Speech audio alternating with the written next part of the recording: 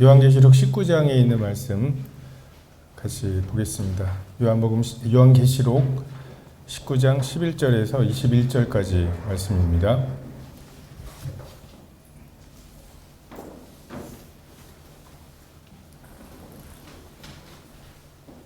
요한계시록 19장 11절에서 21절.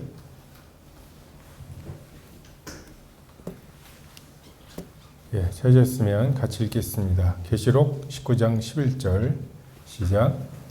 또 내가 하늘이 열린 것을 보니 보라 백마와 그것을 탄 자가 있으니 그 이름은 충신과 진실이라. 그가 공의로 심판하며 싸우더라. 그 눈은 불꽃 같고 그 머리에는 많은 관들이 있고 또 이름 쓴 것 하나가 있으니 자기밖에 아는 자가 없고 또 그가 피 뿌린 옷을 입었는데 그 이름은 하나님의 말씀이라 칭하더라. 하늘에 있는 군대들이 희고 깨끗한 세마포 옷을 입고 백마를 타고 그를 따르더라. 그의 입에서 예리한 검이 나오니 그것으로 만국을 치겠고 친히 그들을 철장으로 다스리며 또 친히 하나님 곧 전능하신 이의 맹렬한 진노의 포도주 틀을 밟겠고 그 옷과 그 다리에 이름을 쓴 것이 있으니 만왕의 왕이요 만주의 주라 하였더라. 또 내가 보니 한 천사가 태양 안에 서서 공중에 나는 모든 새를 향하여 큰 음성으로 외쳐 이르되 와서 하나님의 큰 잔치에 모여 왕들과 살과 장군들의 살과 장사들의 살과 말들과 그것을 탄 자들의 살과 자유인들이나 종들이나 작은 자나 큰 자나 모든 자의 살을 먹으라 하더라.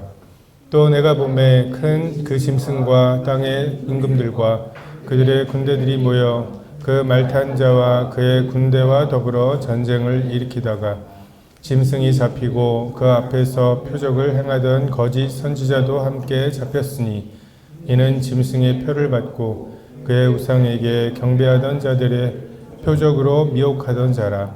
이 둘이 산채로 유황불 붙는 못에 던져지고 그 나머지는 말탄 자의 입으로부터 나오는 검의 죽음에 모든 새가 그들의 살로 배부르리다.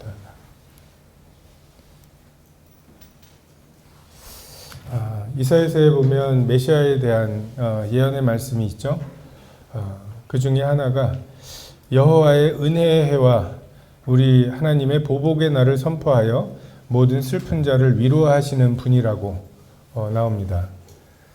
근데 예수님께서 이 땅에 계실 때 이 이사야 말씀을 인용하시면서 은혜의 해까지를 인용하시죠.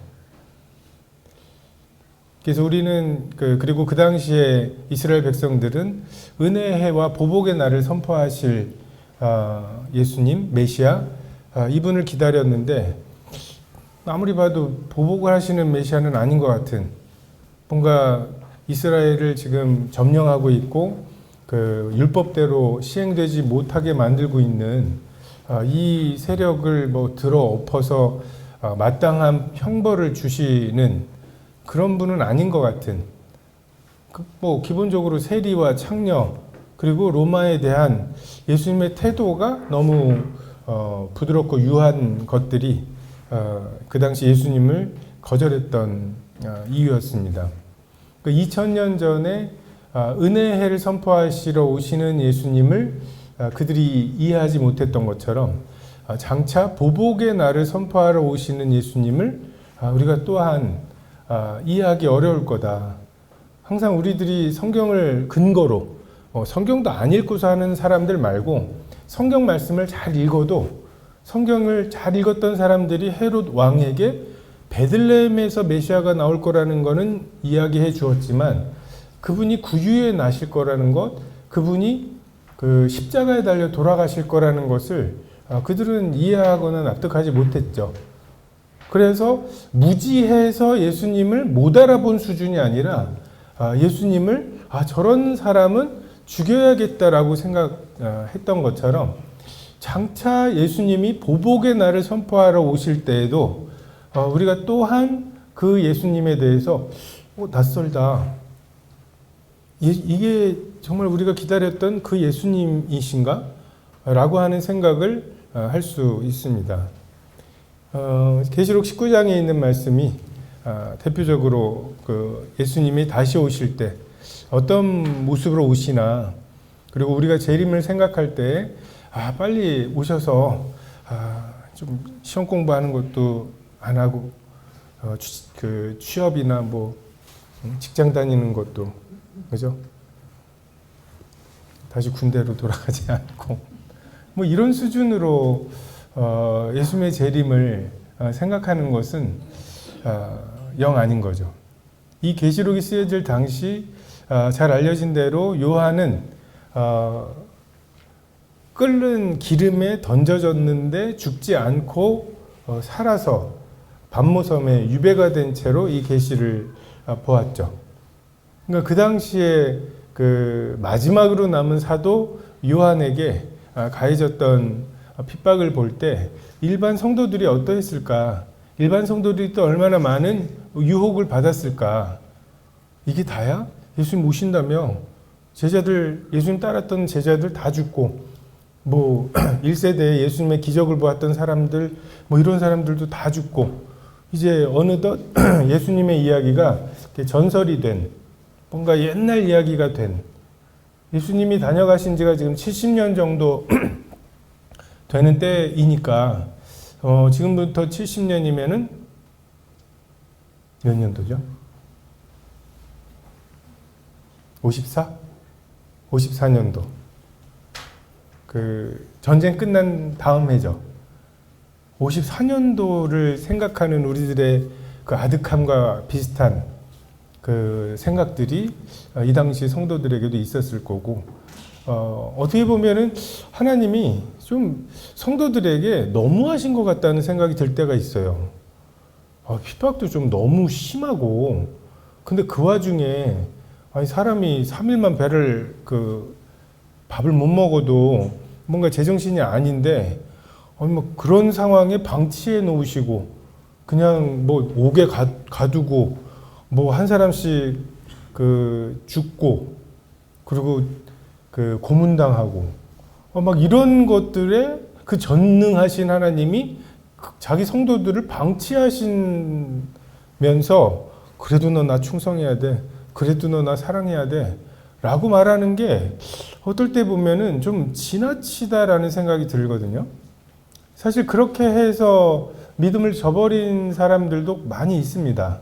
특히 2차 대전 때 정말 유태인들이 그렇게 죽어가는 것을 보면서 하나님이 계실 리가 없다라고 생각했던, 정말 회의에 빠질 만한, 근데 하나님께서는 이 요한계시록을 통해서 장차 어떤 일이 있을 것인지, 그리고 하나님께서 어떠한 모습으로 이 땅에 오셔서 어떠한 심판을 하실 것인지, 이런 것들을 통해서 내가 너희들에게 요구하고 있는 충성이 너무한 것이 아니라는 것을, 분명한 보상이 있는 것임을 말씀하고 있죠. 11절에 보면 하늘이 열린 것을 보니 백마와 그것을 탄 자가 있다고, 백마를 타고 오십니다. 이 나귀를 타고 오셨던 은혜를 선포하러 오셨던 예수님과 달리 백마를 타고, 이건 지휘관의 말이에요. 주목받는 말. 겸손하여서 나귀를 타고, 그것도 나귀 새끼, 아직 멍에를 매지 않았던 그 불편한 그런 나귀를 타셨던 예수님께서 이제 백마를 타고 전쟁에 그냥 참전하시는 게 아니라 지휘를 하시는 분으로, 그리고 모든 예수님을 따르던 예수님의 군대가 그냥 그 백마를 타고 오신 예수님의 명령을 주목하는 이런 분으로 우리 가운데 오실 것입니다. 공의로 심판하며 싸우신다. He judges and makes war예요. 전쟁을 하시는 거예요. 그러니까 우리가 세상과 어떻게 잘 지내보려고 하는 시도들을 하지만 사실은 우리가 선포해야 될 것은 화해하자. 그래, 너도 조금 양보하고 나도 조금 양보하고, 이게 아니에요. 항복하면 받아주신다는 거예요. 지금 하나님께서 우리에게 베푸시는 은혜는 항복하면 네가 무슨 짓을 했든지 하나님께서 너를 받아주실 거다. 용서해 주실 거다. 이것이 평화의 복음입니다.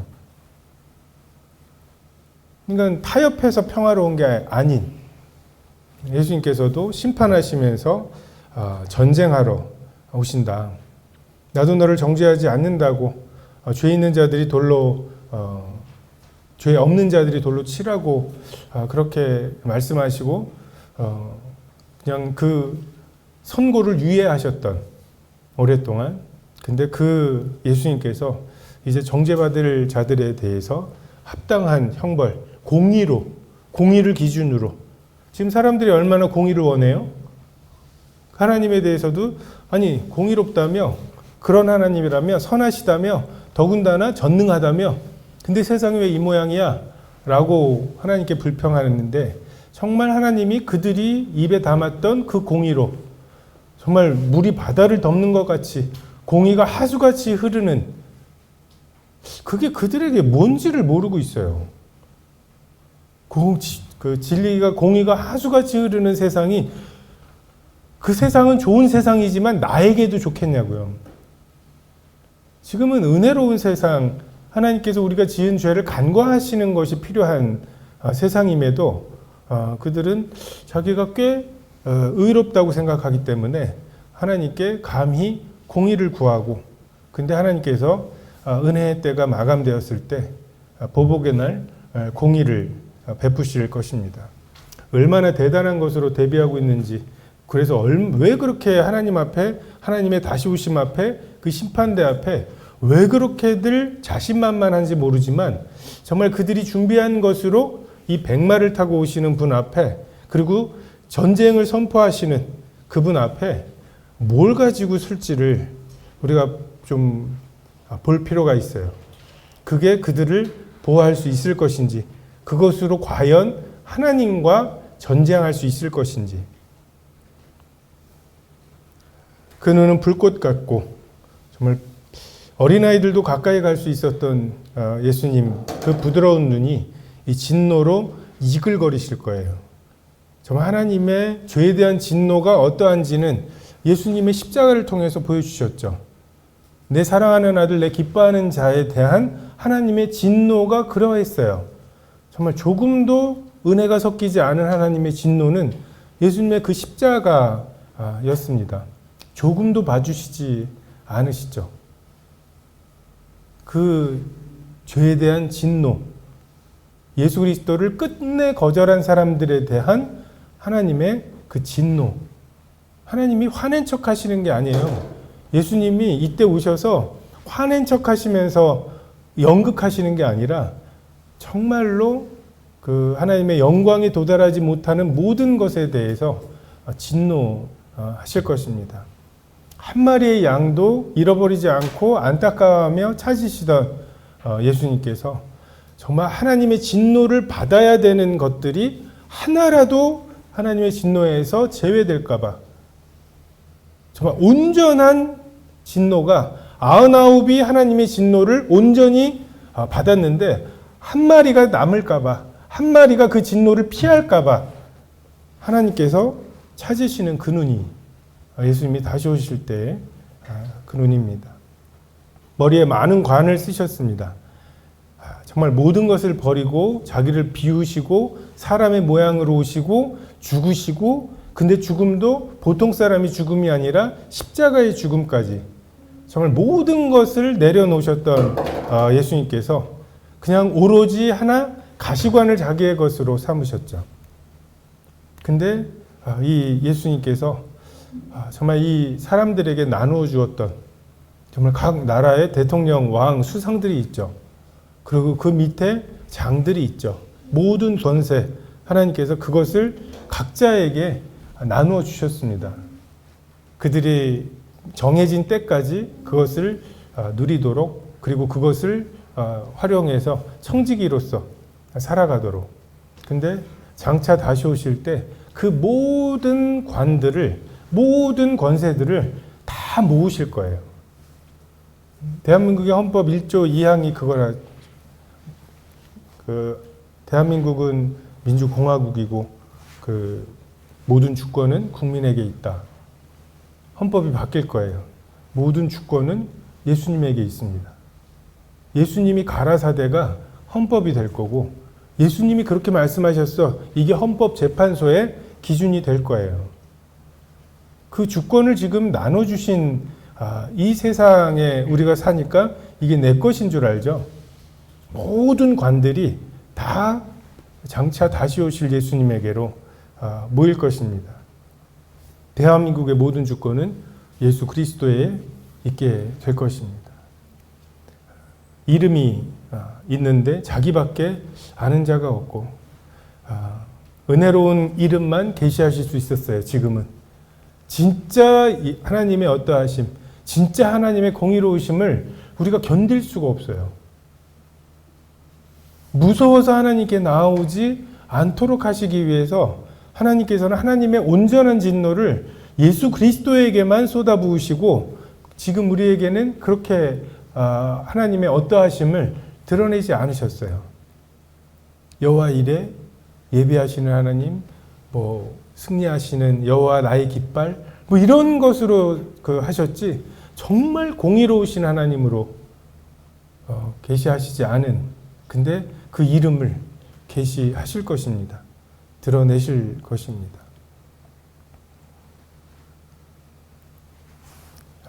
13절에 그가 또 피 뿌린 옷을 입었는데 그 이름은 하나님의 말씀이라고.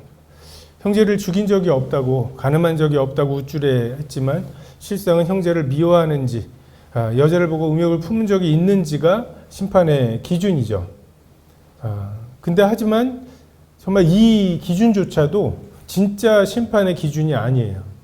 하나님의 이름이라고 하는, 하나님의 말씀이라고 하는 이 피 뿌린 옷이 예수님의 옷이고, 참 그것으로 하나님의 진짜 기준이 무엇인지, 진짜 심판의 기준이 무엇인지, 공의로 심판하시면 우리가 당할 것이 무엇인지 보여주실 것입니다. 14절에 하늘에 있는 군대들이 희고 깨끗한 세마포 옷을 입고 백마를 타고 그를 따르더라. 2000년 전에는 예수님께서 12형 더 되는 천사들이 예수님의 십자가 사건을 바라보면서 무슨 일이냐 이게. 예수님이 이 땅에 오셨는데, 그리고 그들의 죄를 위해서 오셨는데 그들이 지금까지 지은 죄에 더해서 예수 그리스도를 십자가에 못 박는 죄까지 더하는, 근데 그것에 대해서 예수님의 명령이 일어나지 않아요.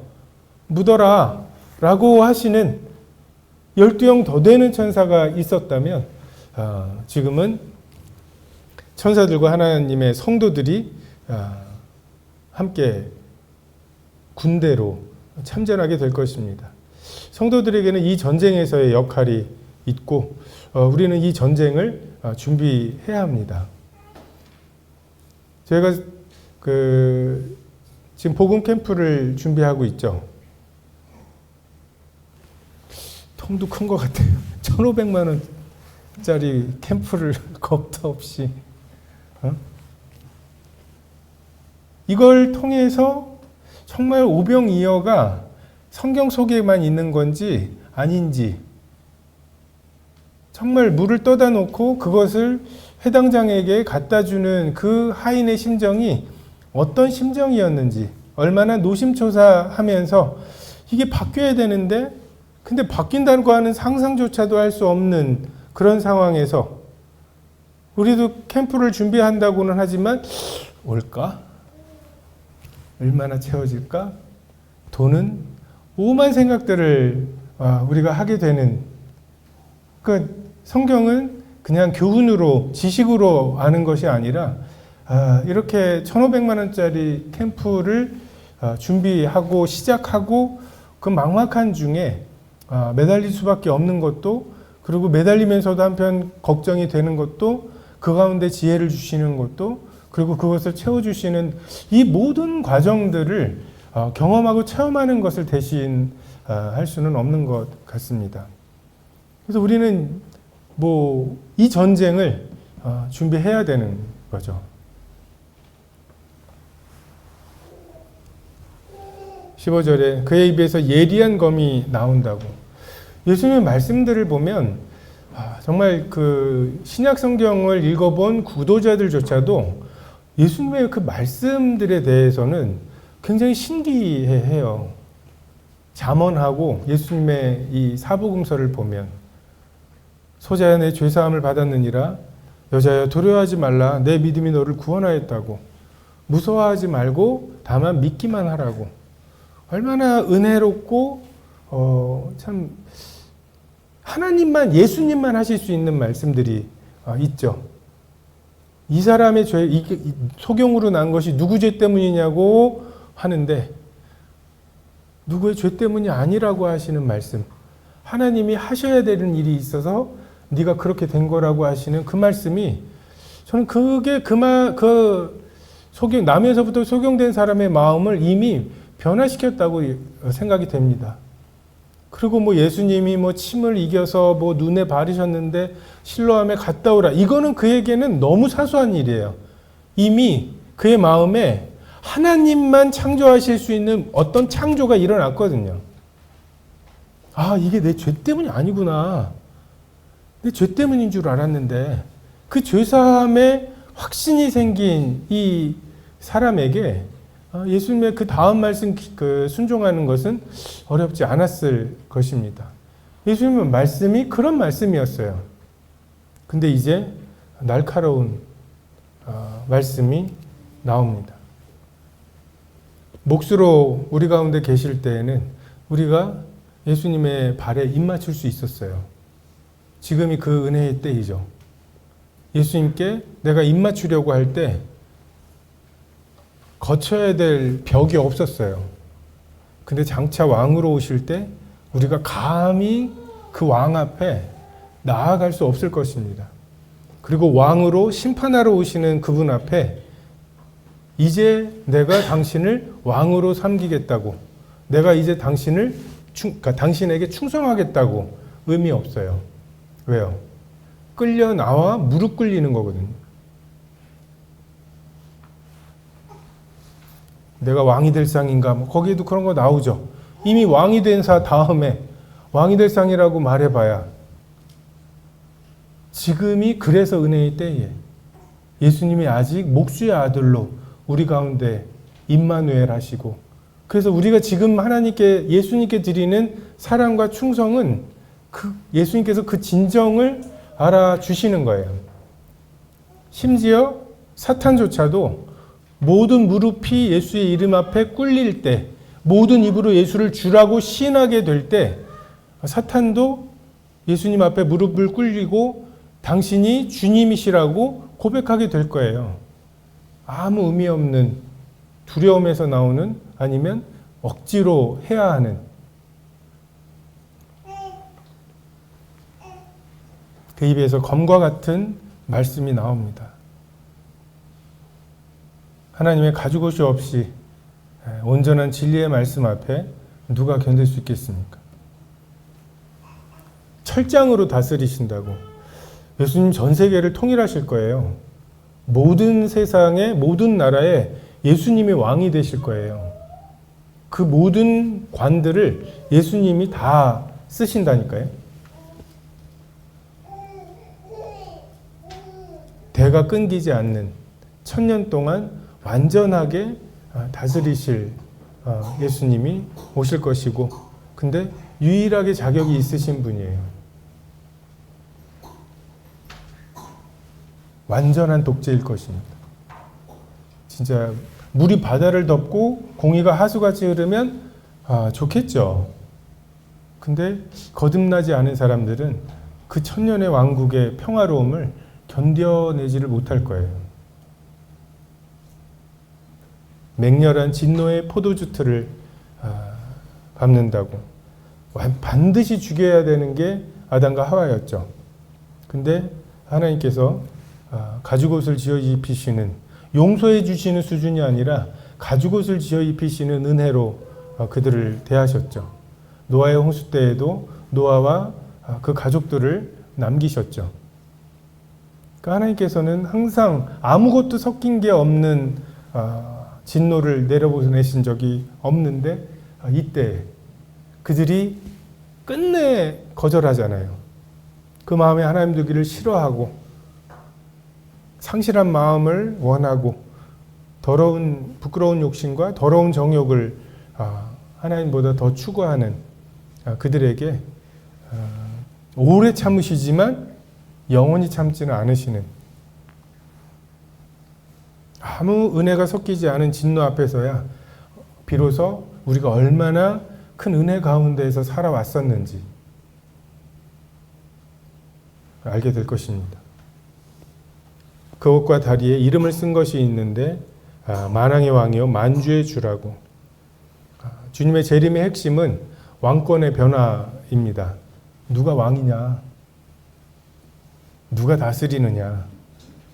누구에게 주권이 있느냐? 민주주의 시대에 살고 있는 우리들, 이 주권을 내려놓는 게 옛날 노예들이 있던 때보다 어려워졌어요. 예수님의 재림을 준비하는 게 더 어려워졌을 수 있습니다. 오전마다 왕도 뽑고 국회의원도 뽑고 하니까 우리가 뭐나 된 줄 아는 그 주권을 내려놓고 우리에게 씌워진 그 알량한 관을 주님께 내어드리는, 이게 예수님의 오실 것, 예수님 맞을 준비입니다.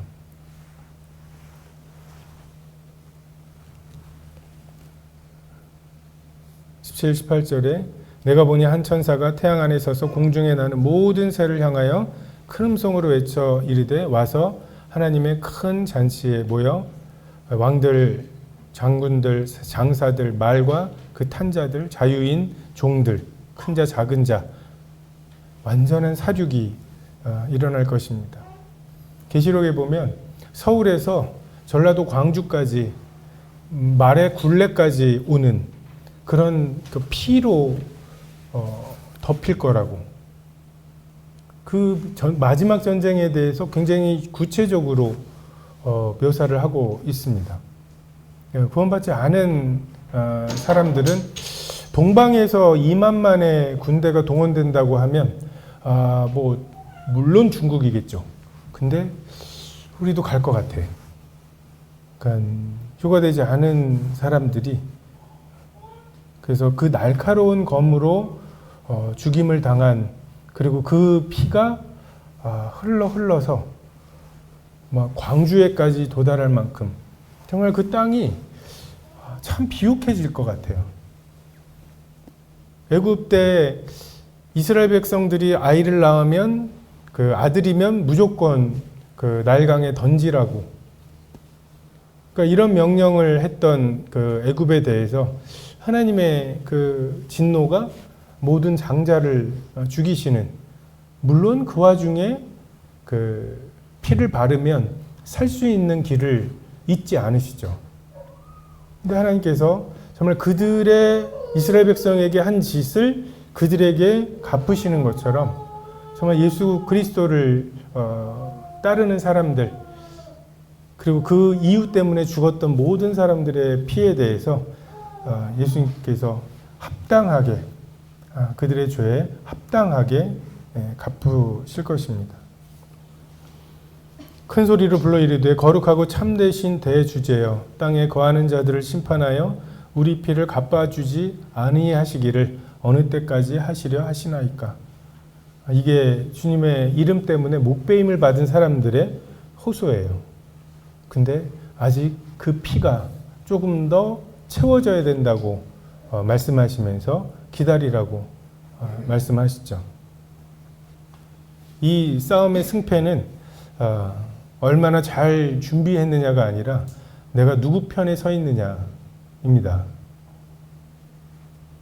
우리가 그분을 대적하고 있느냐 아니냐에 따라서 정말 그 하나님이 정하신 그 이스라엘 땅에 걸음이 되느냐, 아니면 정말 승리를 주님과 함께 하느냐의 기로에 있을 것입니다. 짐승과 거짓 선지자들이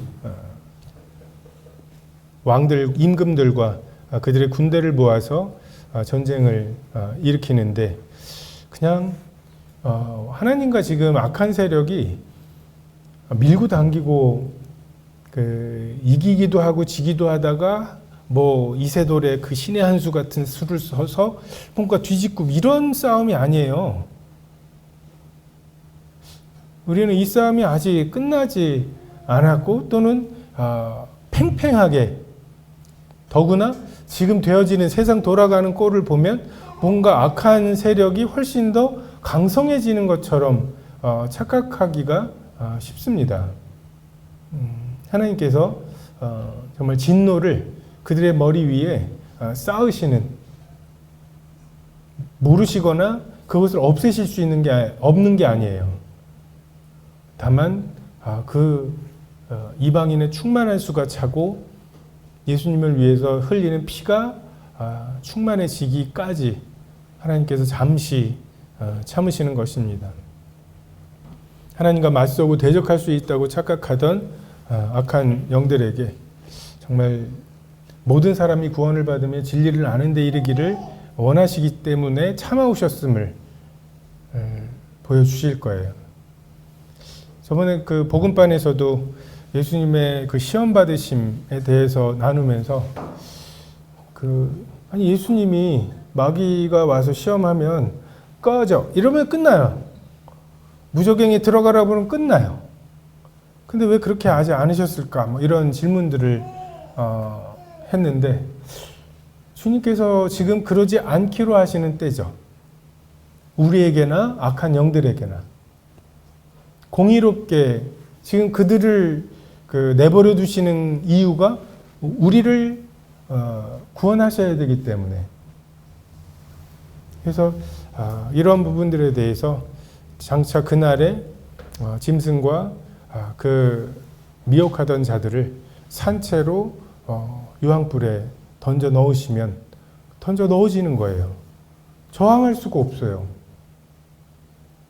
뭔가 그들이 악함의 세력이 있다고 착각하고 악함의 능력이 있다고 착각하지만 그들의 능력은 그들의 거짓말에 그래 라고 말하는 우리들의 어떤 반응, 우리 속에 있는 욕심, 이것이 있기 때문에 그것이 그들의 영향일 뿐이지, 정말 예수님이 오셔서 공의로 쓸어버리시는 때에 그들은 피고의 하나일 뿐이지 하나님께 대적할 수 없습니다.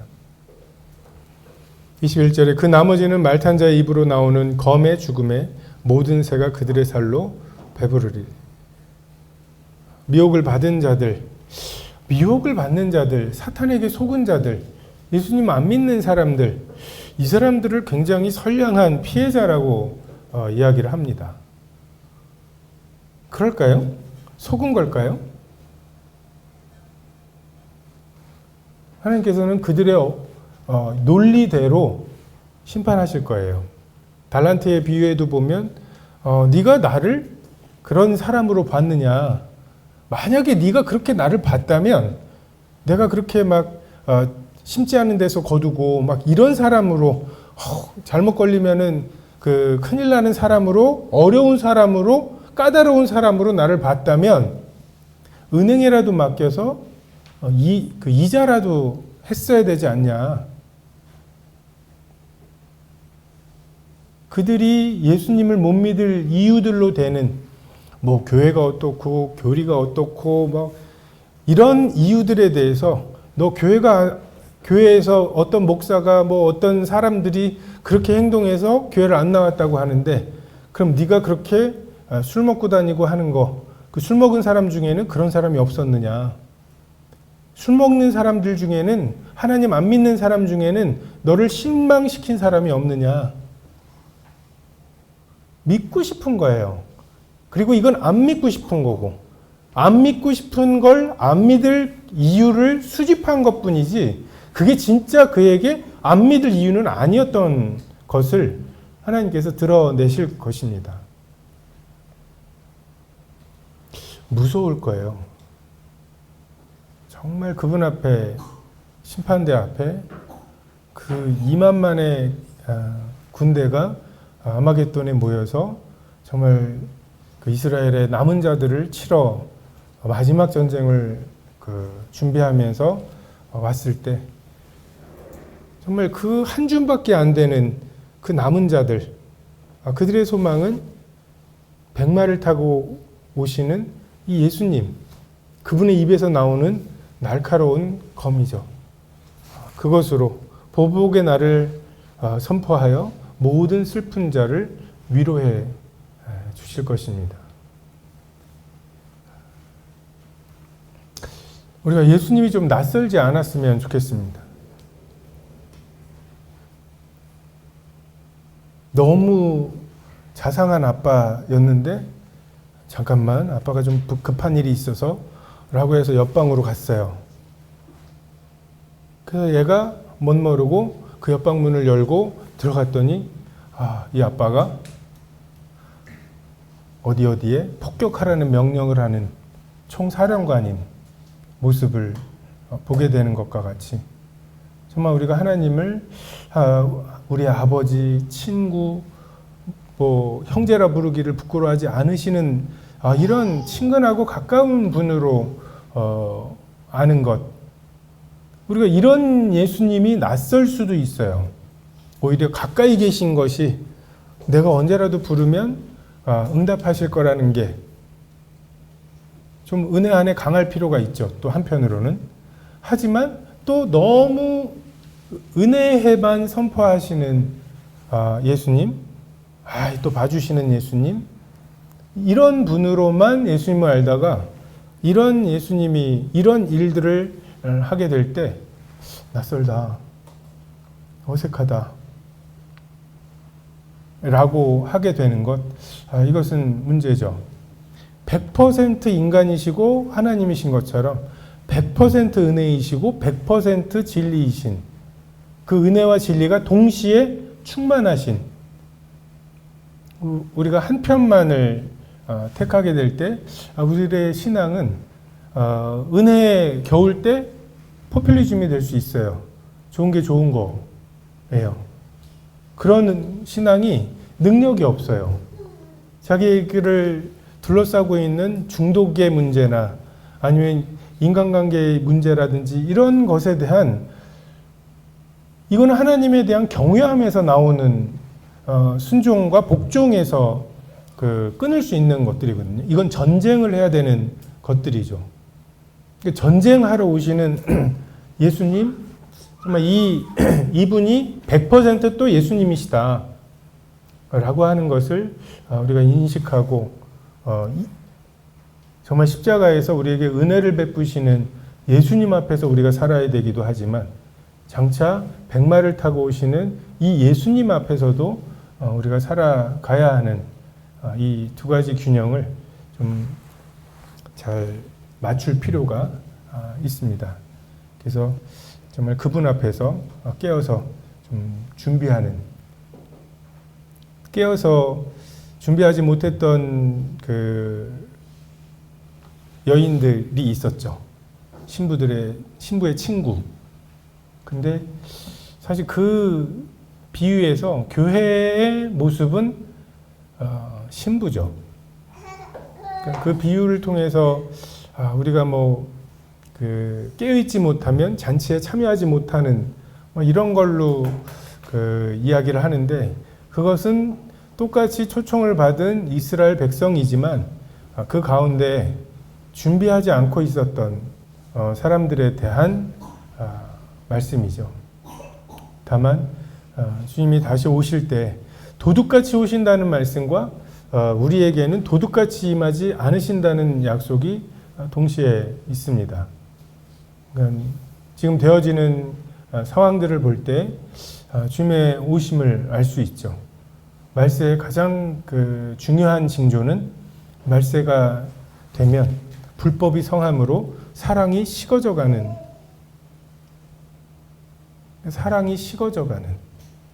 부부간의 사랑, 친구간의 사랑, 형제간의 사랑, 이것이 낯설어지고 식어지고 다들 서로 상처 주지 않을 만큼의 그냥 그 정도 거리를 유지하면서 캡슐 속에 안전하다고 생각하는 시대, 이것이 어떻게 보면은 뭐 이스라엘이 어떻고 막 이런 세계 정세를 볼 필요도 없이 사랑이 식어져 가는 게 말세의 중요한 징조이고, 그렇다면 이 반대로 이 말세가 되면 될수록 우리가 높이 들어야 되는 것, 이것이 뜨거운 사랑이겠죠. 서로의 허물을 덮어주는 사랑일 것입니다. 이것이 주님 앞에 깨어서 주님의 오심을 기다리는 태도라고 생각이 됩니다. 기도하겠습니다.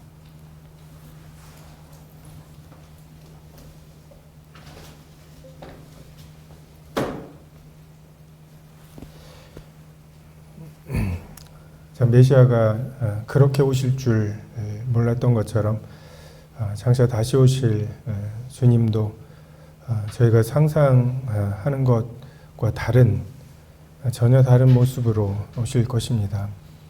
참 주님의 은혜가 참 베들레헴에 나시는 것으로도 충분히 보여주실 수 있었지만, 참 구유에 태어나심으로 참 저희의 기대나 저희들의 예상 그 너머에 있는 주님의 은혜의 풍성함을 보이셨던 것처럼, 저희가 계시록의 말씀을 통해 참 예수님의 공의로우심, 그 왕으로 오셔서 전쟁하시고 심판하시고 정죄하시며 다스리실 예수님을 상상하지만, 정말 그 주님의 공의로우심이 또한 저희들의 상상을 뛰어넘을 것임을 생각하며 좀 경외하는 마음을 고백합니다.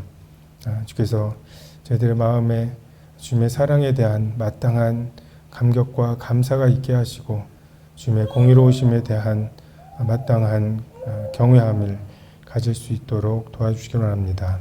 감사를 드리며 예수님의 이름으로 기도했습니다. 아멘.